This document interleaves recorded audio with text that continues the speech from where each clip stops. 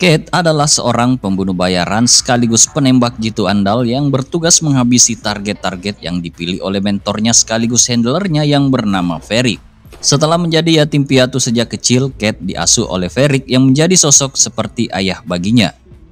Varric melatih Kate secara intensif dengan penggunaan senjata, bela diri, dan strategi hingga akhirnya menjadikannya bagian dari tim spesialis Wentworth miliknya, seperti menjalankan operasi rahasia yang melibatkan pembunuhan, sabotase, atau kegiatan beresiko tinggi lainnya yang seringkali berujung pada tindakan mematikan. Cerita dimulai di Osaka saat Kate sedang berada dalam sebuah mobil box berwarna pink bersama Varric. Di dalam mobil itu, Varric memberikan Kate misi untuk menghabisi dua petinggi sindikat Yakuza yang berpengaruh di Jepang. Varric menekankan bahwa misi ini sangat penting dan harus berhasil, karena jika gagal itu akan menghancurkan usaha mereka selama 7 tahun terakhir. Kate dengan percaya diri menjawab bahwa selama 12 tahun karirnya sebagai pembunuh bayaran, ia belum pernah gagal atau meleset dalam menjalankan tugasnya. Sebelum turun ke lapangan, Varric memberinya sebotol minuman soda favoritnya, Bom-Bom Lemon, untuk menenangkan pikirannya.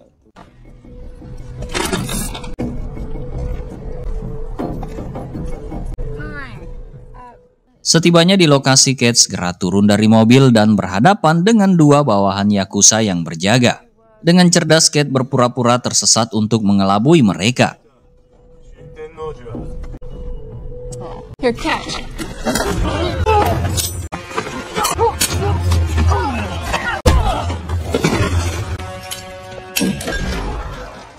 Setelah melumpuhkan kedua penjaga tersebut, ia mencari posisi strategis untuk melakukan eksekusi. Melalui senapan bidiknya, ia melihat salah satu targetnya, Kentaro, turun dari mobil. Namun situasi menjadi rumit ketika Kate menyadari bahwa Kentaro sedang ditemani oleh putrinya, Annie. Sebagai seorang pembunuh yang memiliki sisi kemanusiaan, Kate memiliki protokol untuk tidak membunuh di depan anak-anak. Ini membuatnya diliputi konflik emosional yang hebat. Namun tekanan dari Varric melalui komunikasi radio terus memaksanya untuk menuntaskan tugas. Dengan sangat terpaksa dan penuh rasa bersalah, Kate akhirnya menarik pelatuk dan menghabisi nyawa Kentaro.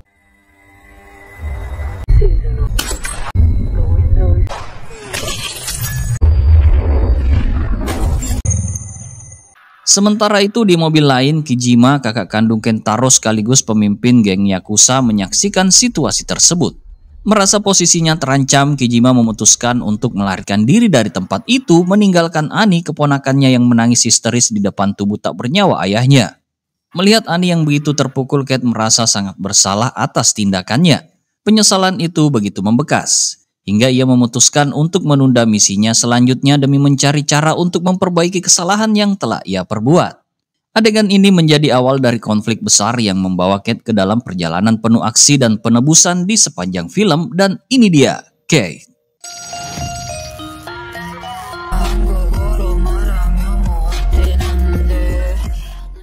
Sepuluh bulan setelah kejadian di Osaka, Kate terlihat sedang jogging malam di kota Tokyo. Dalam aktivitasnya itu, ia secara tidak sengaja melihat sebuah keluarga kecil yang hidup bahagia.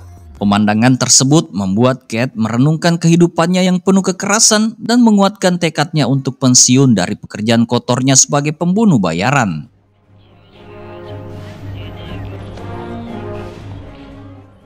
Kate kemudian menyampaikan keputusannya kepada Varric. Ia mengungkapkan keinginannya untuk menjalani hidup yang normal seperti orang-orang lain di luar sana. Varric yang mencurigai alasan Kate mengatakan bahwa kejadian di Osaka mungkin adalah penyebab utama keinginannya untuk berhenti. Varric pun mengaku bahwa ia tidak tahu jika saat itu ada anak kecil di lokasi misi. Meskipun begitu, Kate yang sangat profesional memastikan bahwa ia akan menyelesaikan misi terakhirnya sebelum benar-benar pensiun.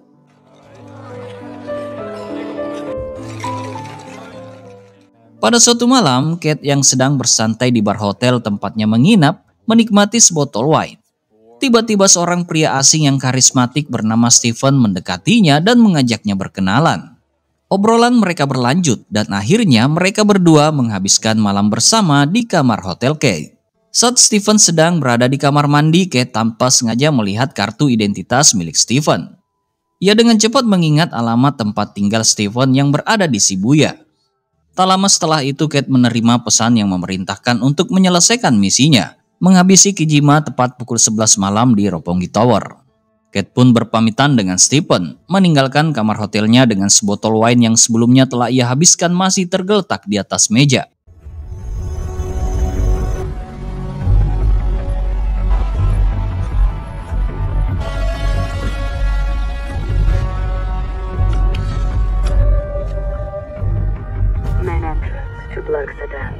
Contact. Setibanya di lokasi, Kate segera bersiap untuk melakukan penembakan. Ia mengatur posisi dan mengincar targetnya, Kijima yang mulai terlihat di tengah kerumunan. Window on primary. Namun saat Kate hendak menembak, ia tiba-tiba merasakan sakit kepala yang sangat hebat. Hal ini menyebabkan tembakannya meleset dan hanya mengenai lengan Kijima.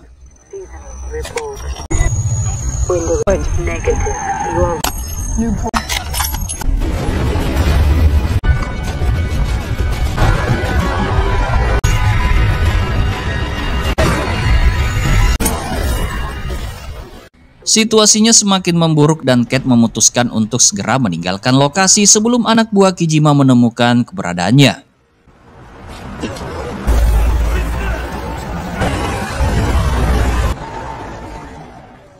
Dengan kondisi sakit kepala yang semakin parah, ia melarikan diri menggunakan mobil curian.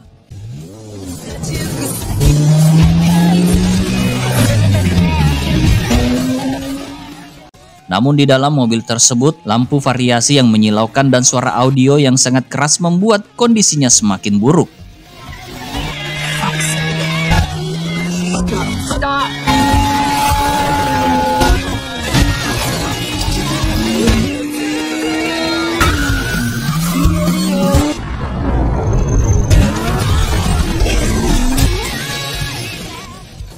Saat melaju dengan kecepatan tinggi, Kate akhirnya kehilangan kesadarannya.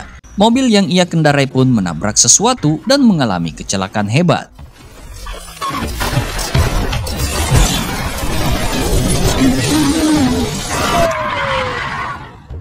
Setelah kejadian kecelakaan, film kemudian flashback ke masa kecil Kate, menggambarkan kisahnya sebagai gadis yatim piatu. Ia dibesarkan oleh Varric yang tidak hanya menjadi sosok ayah baginya, tetapi juga melatihnya untuk menjadi wanita tangguh dan pembunuh bayaran yang mematikan.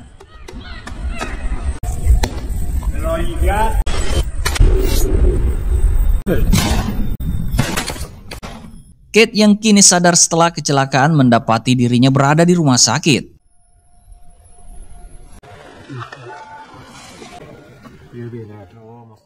Dokter yang merawatnya memberitahu bahwa tubuhnya telah terpapar racun radiasi akut polonium 204. Racun tersebut bekerja dengan cepat merusak organ tubuh dan kulit, dan dokter memvonis Kate hanya memiliki waktu kurang dari 24 jam untuk hidup. Dari sini Kate menyadari bahwa ia diracuni oleh Stephen, pria yang baru ia temui di bar hotel. Kate yang masih mengingat alamat Stephen memutuskan untuk membalas dendam. How much time do I have? A day, maybe. We will make it painless for you. It's possible that... Sebelum pergi, ia mengancam dokter untuk memberinya serum stimulan agar bisa bertahan dari efek racun yang menggerogoti tubuhnya. I need something to keep me going. I want stimulants. I don't have all the time in the world. Setelah mendapatkan serum, Kate menuju rumah Stephen. Sesampainya di sana, ia menodongkan pistol ke arah Stephen dan bertanya mengapa ia diracun. Di bawah ancaman, Stephen mengaku bahwa ia diperintahkan oleh Kazuo Sato, seorang pengelola klub malam sekaligus anak buah Kijima, target terakhir Kate. Istri Stephen kemudian menjelaskan bahwa mereka telah hidup di bawah tekanan Sato. Jika Stephen berhasil menjalankan perintahnya, mereka dijanjikan kebebasan. Kate yang merasa hal ini bukan sepenuhnya kesalahan Stephen memutuskan untuk memaafkannya.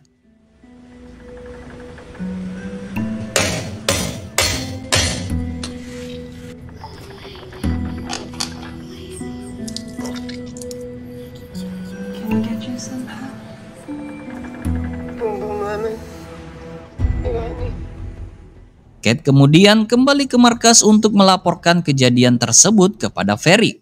Saat bertanya tentang Sato, Varric memberinya informasi bahwa Sato sering terlihat di sebuah tempat bernama Black Lizard. Kate pun segera bergegas ke lokasi tersebut setelah mempersiapkan senjata dengan senter dan spons sebagai peredam improvisasi.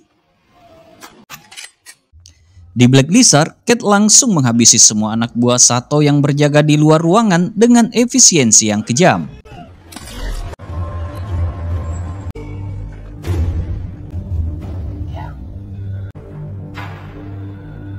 Why? Did you poison me? You don't tell me, I kill you. Setelah melumpuhkan beberapa anak buah Sato di ruangan itu, Kate mulai menginterogasinya tentang alasan dibalik upaya peracunan terhadap dirinya. Sato mengakui bahwa ia hanya menjalankan perintah.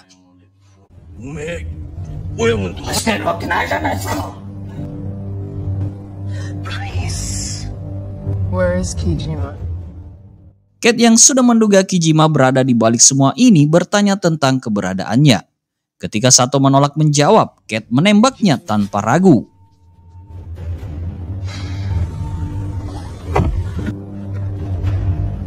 You crazy! Tak lama kemudian para penjaga lainnya datang dan Kate terlibat pertempuran sengit. Where is Kijima?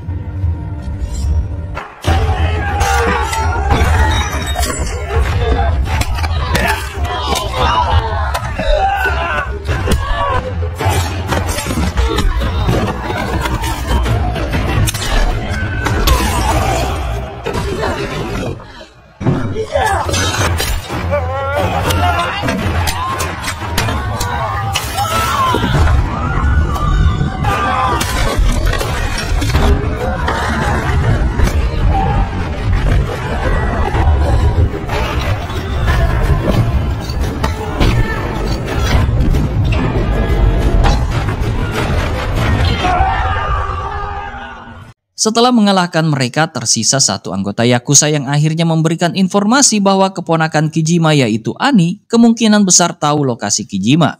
Ia juga memberitahu Kate bahwa Annie sedang berada di sebuah konser. Kate segera menuju konser tersebut. Annie?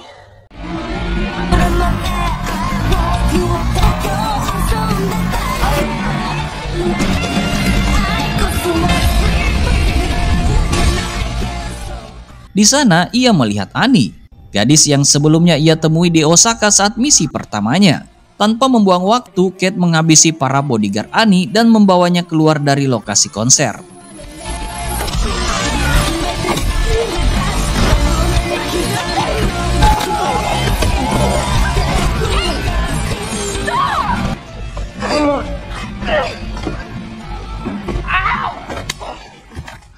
Di luar, Kate memaksa Annie untuk menelpon Kijima, tetapi Annie mengaku tidak memiliki nomor pamannya.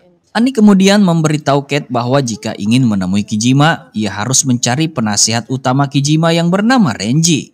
Annie pun menelpon Renji dan memberitahunya bahwa dia diculik, tetapi Kate langsung merebut ponselnya.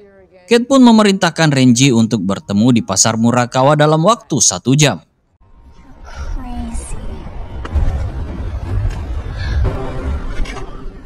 Sebelum pertemuan, Kate membawa Annie ke toilet untuk menyembunyikannya sementara ia memotong rambutnya sendiri, mengubah penampilannya agar tidak mudah dikenali. Kate memastikan Annie disekap dengan aman di toilet sebelum ia bersiap menghadapi Renji.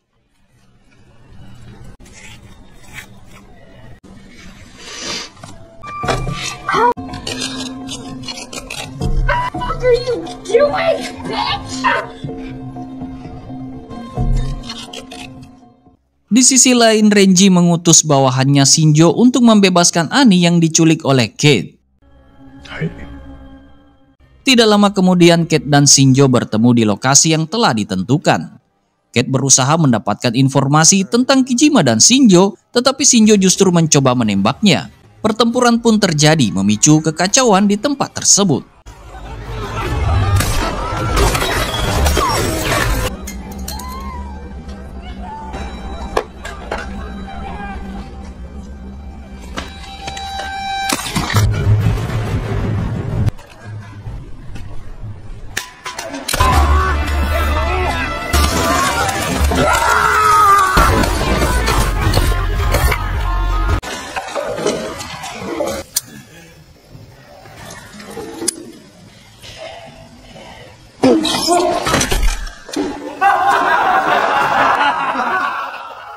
Sementara itu, Annie yang disekap di toilet berhasil melepaskan lakban yang mengikatnya.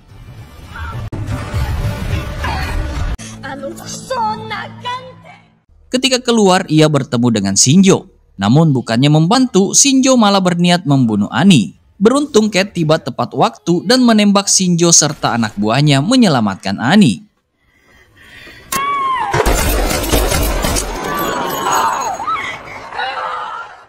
Setelah itu, Kate mencoba pergi tetapi Annie terus mengikutinya.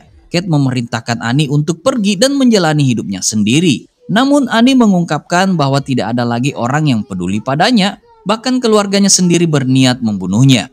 Ia merasa tidak punya tujuan atau tempat untuk pergi. Pengakuan Annie membuat Kate teringat akan masa lalunya sebagai yatim piatu. Merasa iba, Kate memutuskan untuk membawa Annie bersamanya. Shut up! Can't walk around like this. Dalam perjalanan mereka berhenti di sebuah minimarket. Annie membelikan pakaian baru untuk Kate karena bajunya telah berlumuran darah. Di sana, Annie mulai membuka informasi penting tentang Renji. Ia menjelaskan bahwa Renji kini memimpin setelah ayahnya tewas tertembak di Osaka. Fakta yang Annie tidak sadari bahwa Kate adalah pembunuh ayahnya. Annie kemudian menyarankan mereka menemui kekasih Renji, seorang pria bernama Jojima, untuk mendapatkan informasi lebih lanjut. How? Going to distract them. Okay. Cool. Have a gun? Setibanya di lokasi, mereka bekerja sama untuk menyusup ke tempat tersebut. Guy, so funny. だってどこから君は誰親分の名護さんだとおっしゃった。 Annie berhasil berbicara dengan Jojima. Sementara Kate kemudian datang menodongkan pistolnya menanyakan keberadaan Renji. Namun saat Kate lengah, Jojima mencoba merebut pistol Kate, memicu pertarungan sengit di antara mereka.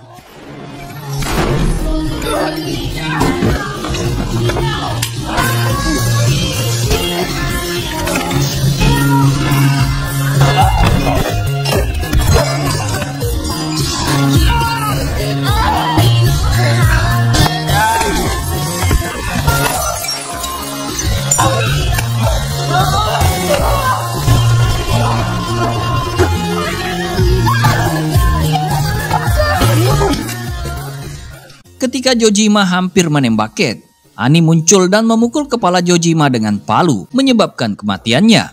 Namun Annie yang kini berlumuran darah mengalami kilas balik traumatis mengingat kematian ayahnya di Osaka. Kate berusaha menenangkan Annie dan membantunya mengatasi trauma tersebut. Maybe we should check this. Maybe there's some clues. Dari ponsel Jojima, Annie menemukan rute yang akan dilalui Renji melalui GPS dan segera melacak posisinya. Lalu selanjutnya mereka berdua pun kembali bekerja sama untuk menangkapnya.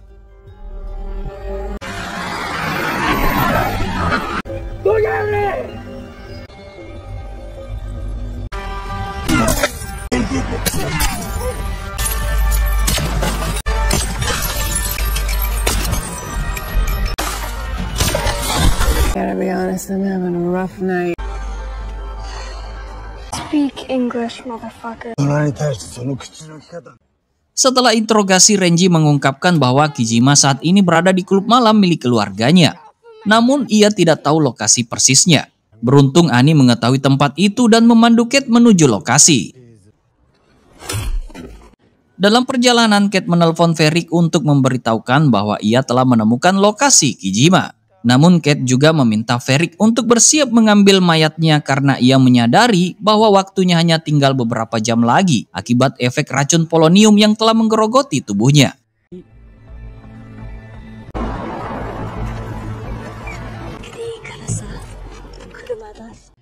Annie yang melihat kondisi Kate semakin memburuk terus memberikan semangat dan dorongan kepada Kate agar bertahan.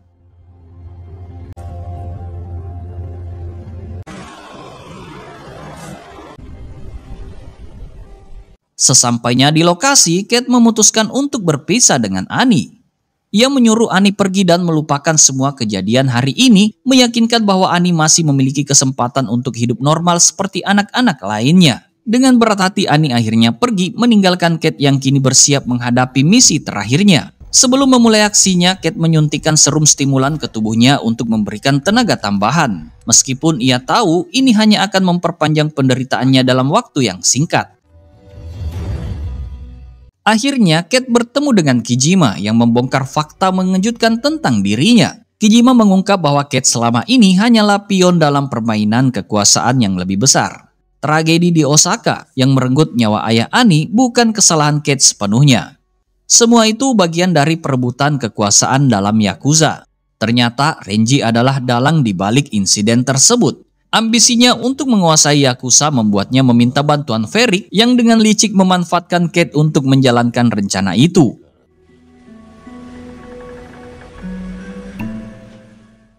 Di tempat lain, Varric yang sudah tiba bertemu dengan Annie. Dengan niat memanipulasinya, Varric mengungkap bahwa Kate lah yang bertanggung jawab atas kematian ayah Annie. Pengkhianatan dan fakta mengejutkan itu membakar emosi Annie. You lied to me. I killed someone. Hit me. Look at me. But just don't get in that car. Ketika Kate mendekatinya untuk menjelaskan, Annie dalam kemarahannya menembak bahu Kate.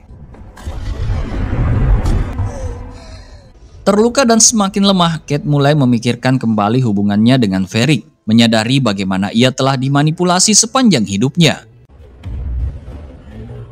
Tak lama kemudian, Kijima tiba dan memberikan Kate stimulan yang sebelumnya jatuh, memberinya kekuatan untuk melanjutkan misinya.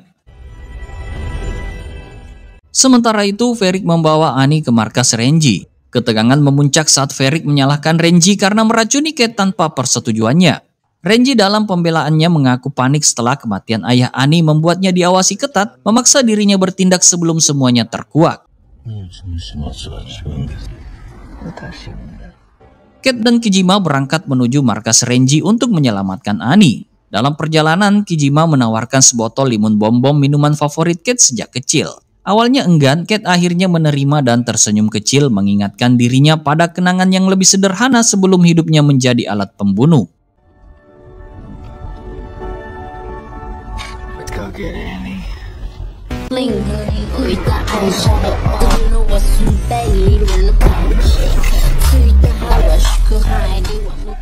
Ketika tiba di markas Renji, Kijima memimpin serangan dengan seluruh pasukannya, menghancurkan pertahanan Renji.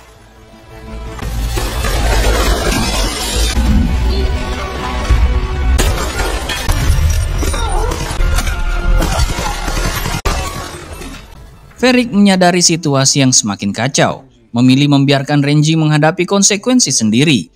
Pertarungan singkat antara Renji dan Kijima pun dimulai. Dengan kedua pria itu saling bertarung menggunakan katana dalam duel yang penuh dendam di mana Kijima berhasil mengeliminasi Renji atas pengkhianatannya. Di tengah kekacauan, Kate menemukan Annie yang disandra oleh Varric.